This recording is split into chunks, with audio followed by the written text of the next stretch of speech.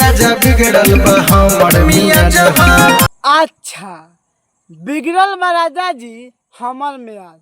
तार कहे के मतलब बा कि भैया पेल चाहता रे तो तार देवे के मन नहीं खे तो कोनो बात ना भैया। अगर भौजी के देवे के मन नहीं खे तो भौजी के मत पेला ना तोहरो बुखार लग जाई।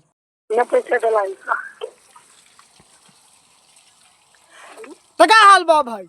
आज हम फिर से प्लाई कर ले बानी भोजपुरी गाना के। भाई आज के वीडियो नु बहुत खतरनाक बा। ऐसे कहे चाहते नहीं हाथ जोड़ के कि वीडियो को पूरा देखा बहुत मजा आए। तो वीडियो बनाने के भाई लोगों एक ही मकसद बा आप सभी को दिल से हंसाने के लिए ना किसी को दिल को ठेस पहुंचाने के लिए। तो बिना कोनो लाना वाला सुन के नु आज के वीडियो स्टार्ट करते हैं। बस वाला जो बात है ना। हेलो आके तू टोला ना दुनु पिया जहां। ओहो आके टोला ना दोनों पियाज देखा तारा अभी भौजी के मराए के झाट नहीं खे आ पियाज तो होती है। अरे भौजी कहे इतना बकचोदी करता हो तो राजा पूछ सुनल बा कि देता नहीं है और उसमें तू लेता नहीं है मतलब क्या चाहता दे सारा के देखता देख देख देख देख देख देख देख दे रहे आज बस सरवा नहाए लेकिन तोर पियाज टोल चाहता। ए टोबे पियाज भौजी के टोबे बिकिया टोबे ए तू टोबे ए सर भौजी प्यार टोबे देख चुमा लेता भौजी के तो राजा बिगड़ल बा हमर मियां जहां। खा भौजी तहार मियाज बिगड़ल बा हम मानता नहीं लेकिन तू दोनों प्याज काहे टुआ होता रे बोला काहे टुआ होता रे जब ता बुखार लागल बा तबियत खराब बा तो कह ए भता करिया आज ना पेली है आ ना पहले देबो जो मुंह बना के जी ली है ई कहबे त हम सुनो त अच्छा लागी लेकिन बहन जो तबियत खराब बा प्याज टुआ होता रे ऐसा तो दूध पिया दे सब पेट भर जाए। आके तू टोला ना दुनु पिया जहां। हे तार बहन चुप का चाहता है ना हमने के बोले तू का चाहता है तारे के इतना पेल देने के मुंह दुखा गल आ तू लेकिन मानत नहीं तू ये गलत बात बा भौजी सुन ले कान खोल के। हाँ हम मानते हम खराब बानी लेकिन हम प्रेम तोड़े के काहे तो मैच खराब बा तू हमारे ज्यादा जबरदस्ती ना कर दे हम तेरे पेल छोड़ देनी आगो भइनी बेहाया। शरम छोड़ा देनी भइनी बेहाया।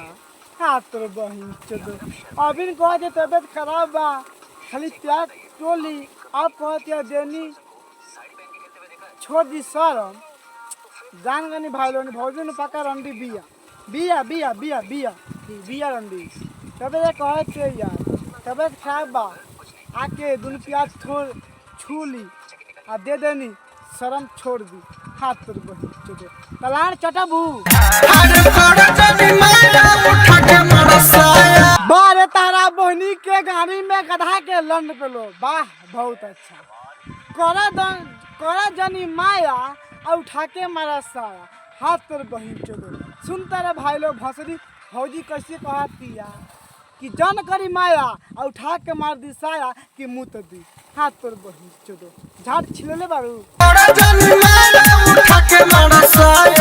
हाँ ऐसा के संगे भौजी के नु हम लचट भौजी कहेले देखा तारा तबियत खराब बा लेकिन भौजी भौसड़ी के साथ उठा के पेल दो। आ तोर बहन चोद ऐसा ऐसा आदमी सुन के सारा झाँट लागल यार तूने बताया था भाई लोगन अभी भौजी कहती तबियत खराब बा खाली प्याज टोली आप कहती है कि जन करी माया और उठा के मारी साया। हाथ तोर बहन चोद ए भौजी लार चटाबू हमार जिला हो बरांड पगली बारे सारे बुढ़ छुछुनर वाह बहुत अच्छा क्या बात है कि हम जिला है ब्रांड पगली। अरे भैया भंसरी वाला हम तय कहल चाहता नहीं एगो तहार जिला ब्रांड नहीं के हमरो जिला ब्रांड बा हर लड़का के जिला ब्रांड होकेला अपना खातिर का झाटू खा गाना गावता तू का चाहता रहो कि पटा के पेल दी हम देबो। अरे भैया ऐसे मत बोला हो हर जाति ब्रांड होकेला हर जिला ब्रांड बा ज्यादा झाट जरैला कूद के पेल दम बाद में कम हम पेन ली होला बड़े बड़े कांड पगली झाड़ छिलबू ना झाड़ छिलबा सार बुरु छुछुना सुनता रह हमर जिला है ब्रांड पगली होखेला यहाँ बड़े बड़े कांड पगली अब हमारे जिला पटा के पहले मुते देब सार बुरु छुछुनर अरे सुन रहा भैया भांसे वाला बात यार एगो एक ही जिला ब्रांड बा हमनी जिला झाटू खान बा अरे हमो बानी मोतिहारी जिला के पटा के पहले 15 हाली आ बाद में कहले हम ना पहले बानी पहले बा रजुआ सारवा